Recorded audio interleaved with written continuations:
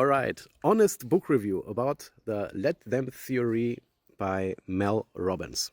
Please bear with me with my English. This video might get a little bit longer, but I promise it's going to be very interesting.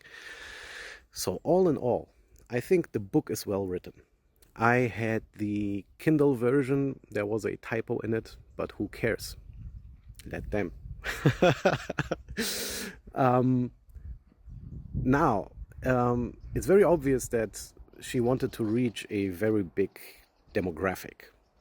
And I think she succeeded, and she will succeed in that. This book actually feels like a pop song to me. Like Britney Spears, Hit Me Baby One More Time. This is the feeling I get from the book, The Let Them Theory, because it's really good. It's good, it's a good start. It's a very good start. And it's written in such a way that even the most uneducated and this unintelligent people can understand it. No bashing here, just truth. So, what does the Let Them theory do? It helps you to deal with yourself and the outside world, right? With yourself and other people, relationships, friends, lovers, whatever it is, inside and outside. So the Let Them theory consists of two parts. The first part is let them, and the second part is let me. And Mel Robbins in this book emphasized a lot that the let me part is actually the important part. And it's true. But I will talk about the let me part a little bit later, more in detail. Now, when you say let them, you create a separation between an outside event, a trigger, whatever, and yourself. Saying let them gives you a feeling maybe of superiority, of distance. And then there's a space. Okay, the space is very important because this space gives you the chance to reflect what actually is going on inside yourself. This is what's important, and I feel that there is not enough emphasis on that. And then you say let me, okay? You say let me. Okay, well, what do actually I want to do? What is it how I want to feel? What is it how do I want to react, take action? And this is where it gets a little bit deep, because if you keep the let me part like it is, you are in danger of still being a lot in the ego if you have not done enough reflection and introspection, right? So let's say somebody says to you, oh, just a very stupid trigger, but just for demonstration purposes, they say, you are very ugly, okay? And then you would say, okay, let them, and now let me figure out how I want to react. You see, there is pain. There's probably, if you have not healed that side of yourself, you will feel an emotion, and the let me part might get affected by it. So it still might come from a very egoic perspective. That means, just to recapitulate here again, we need the space between let them and let me to figure out what's really wrong, to heal that, and then take the appropriate action. It's not like, oh, he or she said I'm ugly, and now I'm going to say, well, I don't care about it, or I'm just not going to have any contact with this person. It's not that. It's not that. But like I said, there is this danger, and please bear with my English. I hope you understand what I'm trying to say.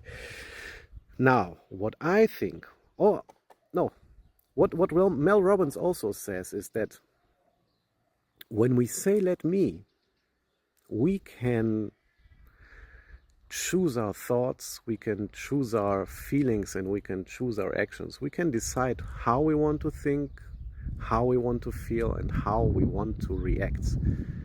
But after many, many years in psychology, spirituality, philosophy, there is one truth that I have found out, and that is that we do not control our thoughts. We cannot control our thoughts. We cannot control our emotions, at least not everybody. And we are not 100% in charge of our actions. Let me demonstrate. Now, can you tell me what your next thought is going to be? You don't know. Some thought will pop into your mind. Did you choose that consciously? No. It's like when you get a certain type of idea. Thoughts just come. They are not chosen by you. They just appear. Then the next thought comes and claims that the first thought that appeared was theirs. So you think that you had the thought, but you didn't. You just received a thought. So that means first part, that we choose our thoughts, is absolutely wrong. We don't choose our thoughts, they come. Second part, the emotions, we don't choose them as well. They come, they appear, they are. Okay? So somebody says something ugly to you, you immediately feel an emotion, you did not choose it. Okay? So how do you think this is going to work, right? And then our actions. Our actions are also preconditioned. You will take certain types of actions if you have not unraveled all that is inside of you to be able to take a seemingly free choice. And even that choice probably won't be free. It just happens. So I understand the empowering part of that book. I understand its function, which is actually really good, which gives people a key in the hand just to try to work with it, and for the most part it will work and it will do something. But the truth is, at least for me, that it goes a little bit deeper than that. But like I said, the Let Them theory is like a pop song. It's like Hit Me Baby One More Time on steroids, right? So it must work for a lot of people. Now, the first part of the book I like more, the second a little bit less, because she goes into relationships, all types of relationships. And at one point you're like, oh, come on, repeating yourself again, repeating yourself again, repeating yourself again. But it's actually with all these types of books, actually what she's saying in the book, you can say in 2 or 3 sentences, but you have to write a book about it, right?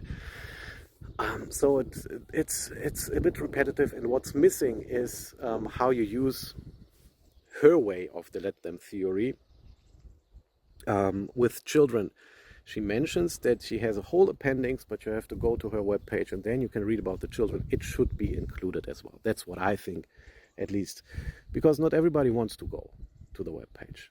And I also understand that you want people to go to your webpage, so, cash and so on. But yeah, like I say, it's Hit Me Baby One More Time. It's good. It's very good for the broad mass, written in such a way that even the stupidest person on earth can relate and understand. It's fantastic, and it's a very good start to deal with these things. Now I'm going to repeat, if you are still there. Let Them, fantastic, creates a distance between subject and object. Then you have a space, and I would suggest in this space you reflect like a maniac on what the hell is hurting inside of you and why. And then sit in that feeling. That is important. In the feeling, just be like a daddy, like a mommy to that feeling, very careful and gentle to it. Sit in that feeling and then see what next step you want to take. Okay? So all the best wishes.